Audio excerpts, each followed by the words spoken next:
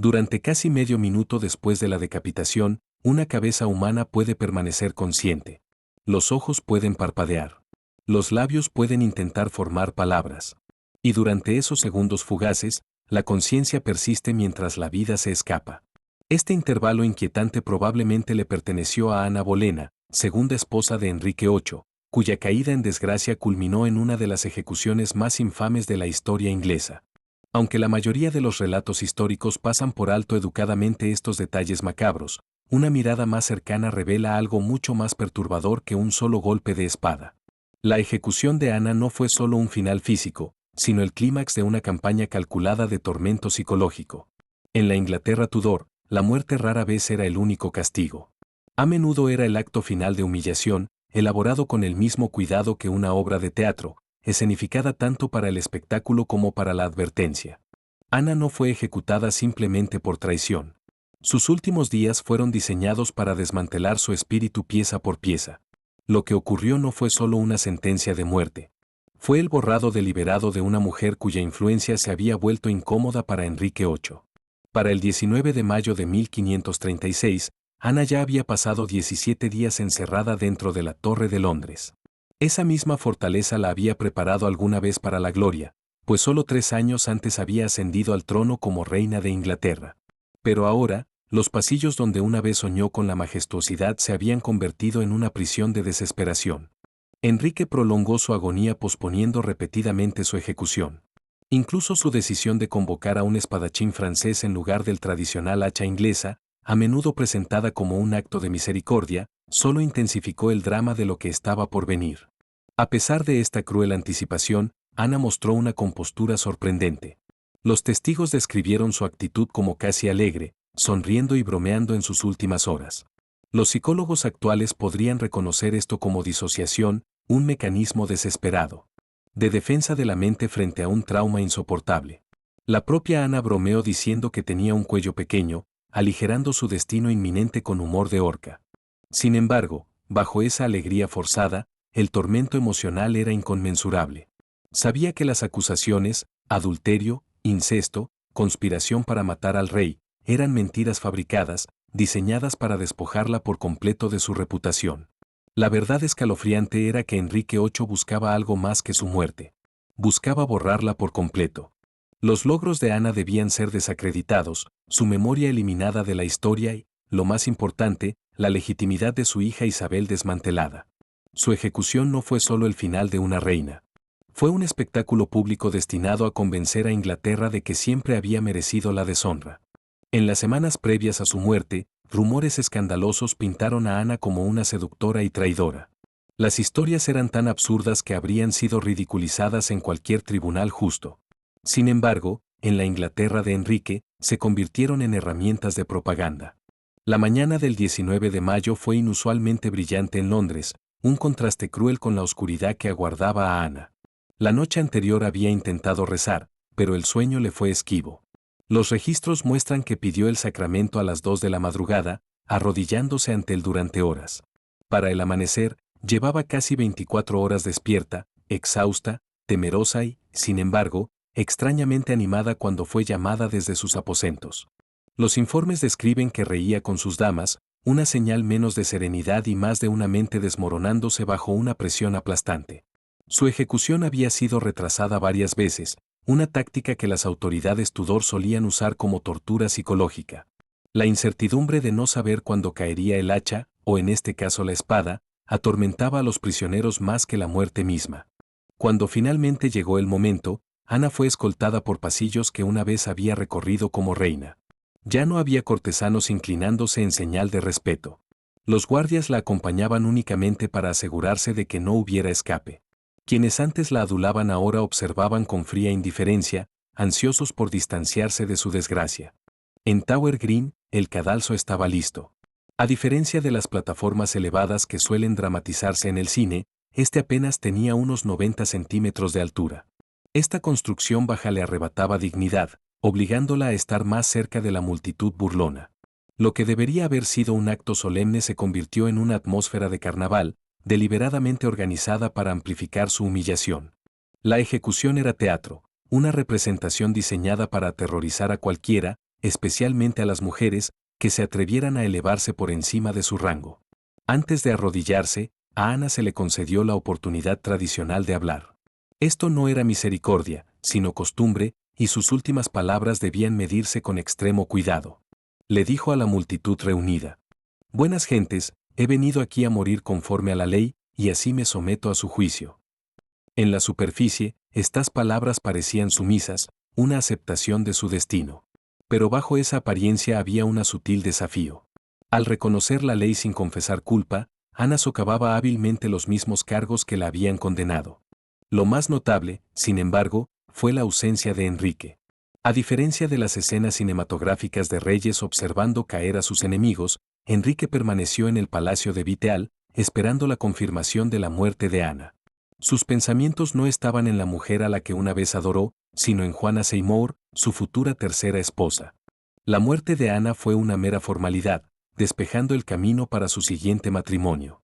El espadachín francés, traído a gran costo, añadió otra capa de crueldad.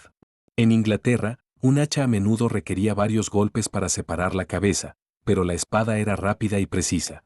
Esto significaba que Ana moriría a manos de un extraño, confiando sus últimos momentos a alguien que nunca había servido en su corte, un despojo simbólico incluso de la intimidad de su propia tierra. La tradición dictaba el uso de una venda en los ojos. Aunque a menudo se describe como un acto de misericordia para evitar que la víctima vea la hoja, en la práctica cumplía una función práctica: impedir que el condenado se moviera o se estremeciera. Ana no apoyó la cabeza sobre un bloque. Siguiendo la costumbre francesa, se arrodilló erguida, lo que exigía una inmensa quietud mientras el verdugo preparaba el golpe. Los testigos afirmaron que sus labios se movían en oración, sus ojos se agitaban bajo la venda, escuchando desesperadamente la hoja invisible. El terror de esperar la muerte, sin saber el instante exacto en que llegaría, era una forma de tortura en sí misma. Cuando finalmente cayó el golpe, fue notablemente limpio. Según los estándares Tudor, fue un final misericordioso. Un solo movimiento preciso separó su cabeza, pero el horror estaba lejos de terminar. Los testigos informaron que sus labios y ojos continuaron moviéndose, como si completaran una oración interrumpida por la hoja. Durante varios segundos, su cuerpo traicionó la persistencia obstinada de la vida aferrándose a un cerebro moribundo. La escena grotesca hizo que algunos espectadores se desmayaran, mientras otros apartaban la mirada, incapaces de observar. Y aún en la muerte, a Ana se le negó la dignidad. No se había preparado ningún ataúd. Abrumadas por el dolor, sus damas se vieron obligadas a encontrar un viejo cofre para colocar su cabeza y su cuerpo. Sus restos fueron enterrados apresuradamente en la capilla de la torre, sin un funeral cristiano adecuado. La reina de Inglaterra, una vez coronada en la abadía de Westminster con toda la majestuosidad de una ceremonia real, ahora era desechada en una tumba sin nombre. Pero los esfuerzos de Enrique no terminaron con su muerte. Ordenó destruir sus retratos, borrar sus símbolos e incluso silenciar su nombre en la corte. Lo que se escenificó en el cadalso fue solo el comienzo de una violencia mayor, el intento de borrar a Ana Bolena de la historia misma. La crueldad de la ejecución de Ana Bolena no se limitó al cadalso. Su sombra se extendió mucho más allá de su muerte, alcanzando las vidas de quienes la amaron, de quienes se vieron obligados a servirla en sus últimas horas y de su pequeña hija Isabel. Para las mujeres de su casa, sus damas que habían compartido sus alegrías y penas, el horror fue insoportable. Ellas fueron quienes tuvieron que limpiar su cuerpo decapitado, preparar su cabeza para el entierro y cumplir estas tareas en silencio, sabiendo que cualquier señal de desafío podía poner en peligro sus propias vidas. Algunas nunca se recuperaron. Los relatos sugieren que las pesadillas las atormentaron durante años, y al menos una buscó refugio en un convento, abandonando por completo la vida en la corte. Las cicatrices psicológicas de aquella mañana se extendieron por toda la corte de Enrique. El mensaje era inequívoco. Si una reina coronada podía ser destruida de manera tan absoluta, nadie estaba a salvo. El miedo se convirtió en el aire que respiraban los cortesanos. Un miedo tan profundo que el silencio se volvió la única estrategia de supervivencia. Y luego estaba Isabel. Con menos de 3 años, se encontró de pronto despojada de su estatus real. Declarada ilegítima, fue retirada de la línea de sucesión. Su pequeño hogar fue desmantelado, sus sirvientes despedidos y sus necesidades ignoradas. Documentos de la corte revelan que la niña quedó sin ropa adecuada ni cuidados, una inocente castigada por la caída de su madre.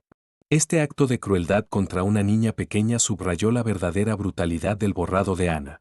No bastaba con destruir a la reina. Incluso su hija debía cargar con el peso de la deshonra. Las recreaciones modernas de las ejecuciones Tudor a menudo suavizan lo ocurrido.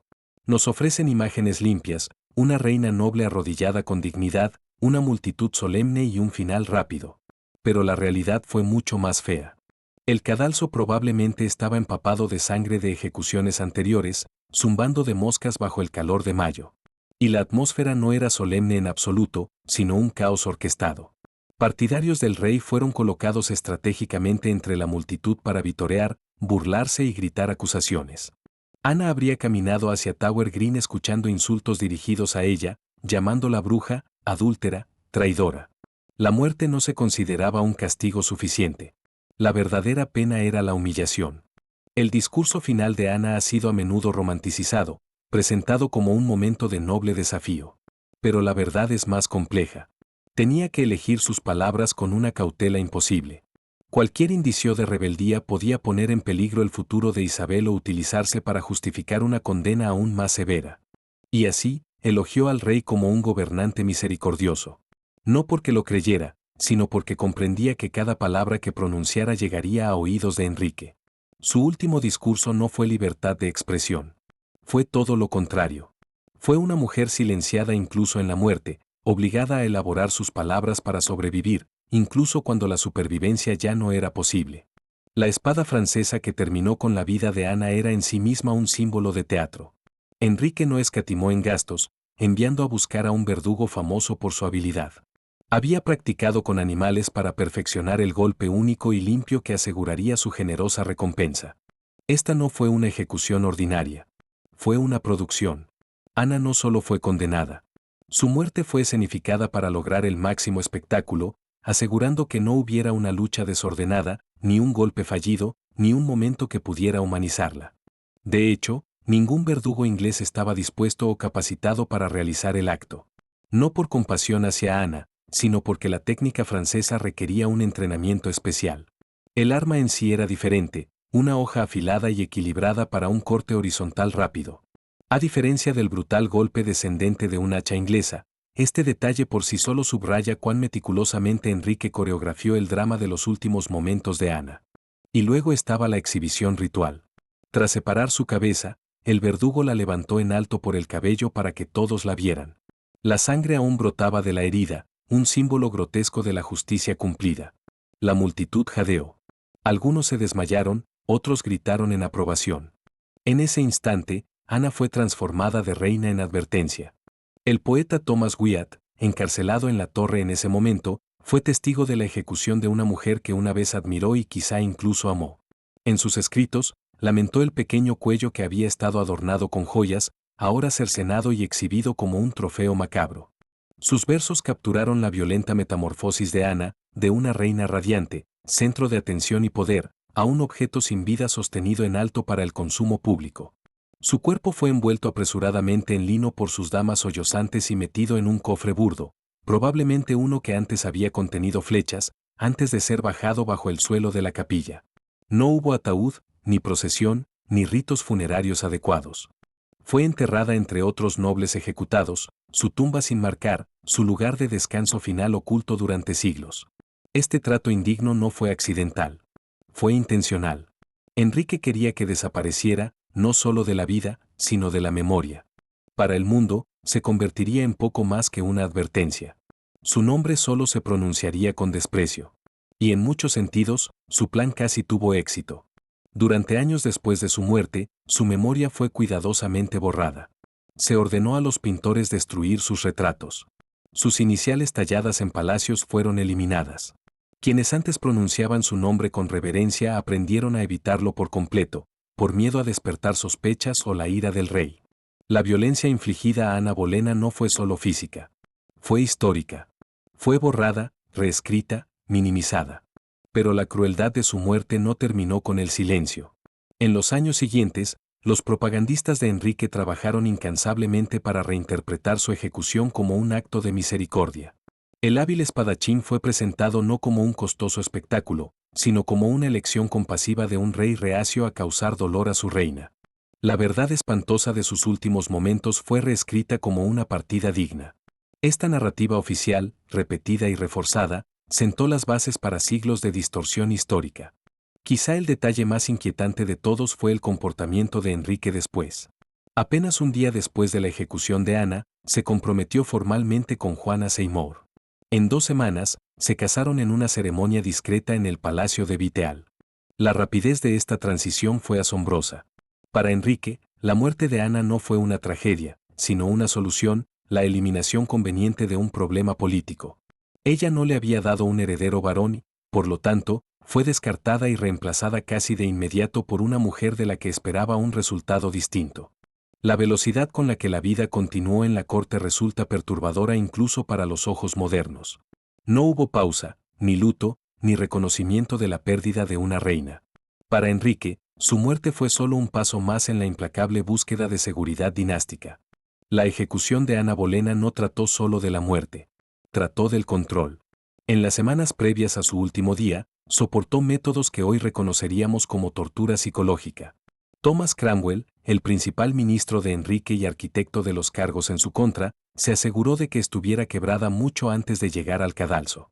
Fue interrogada sin descanso, aislada de sus aliados, privada de sueño y alimentada con desinformación diseñada para distorsionar su sentido de la realidad. Estas tácticas, inquietantemente similares a la guerra psicológica moderna, la dejaron frágil y desorientada. Cuando finalmente pisó Tower Green, la resistencia de Ana había sido sistemáticamente desmantelada. La ejecución estuvo rodeada de una seguridad sin precedentes.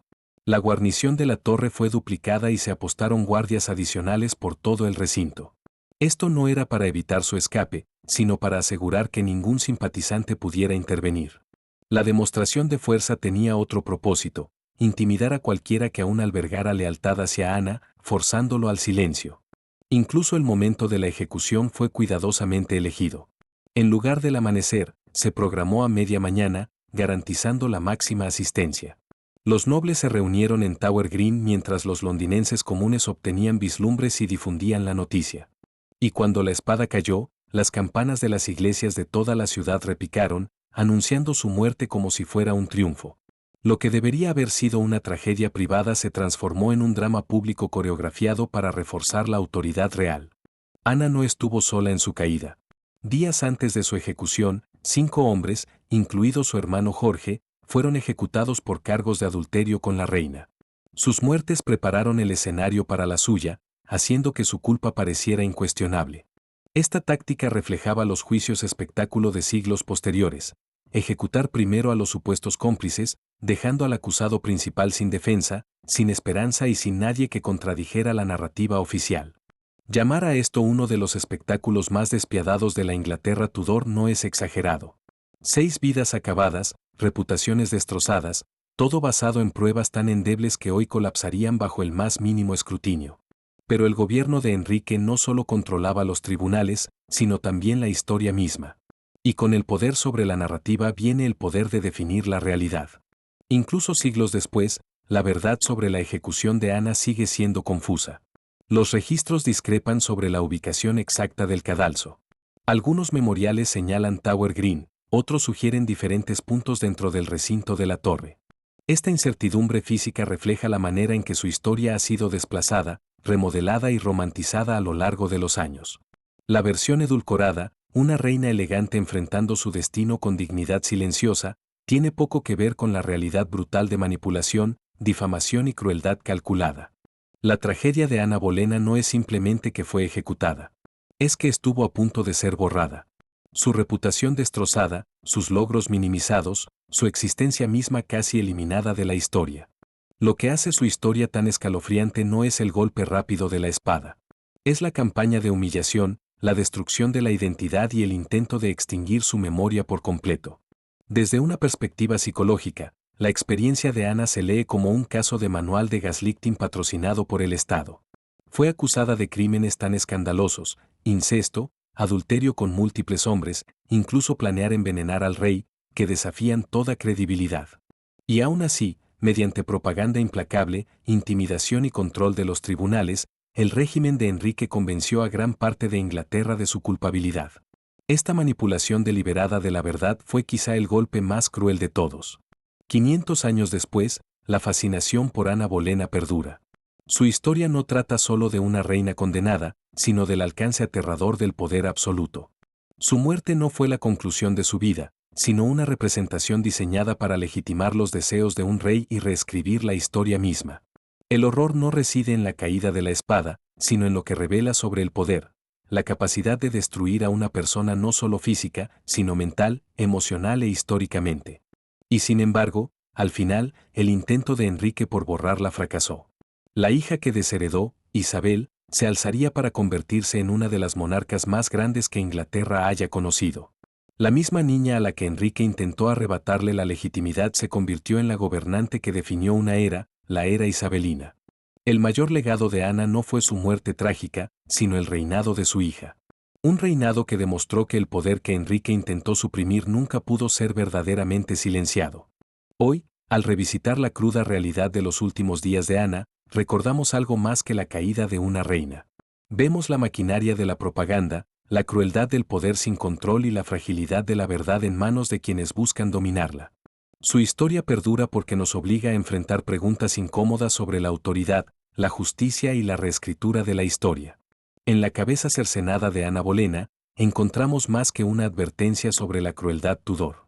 Vemos una señal que resuena a través de los siglos: cuando el poder es absoluto, la verdad se convierte en la primera víctima.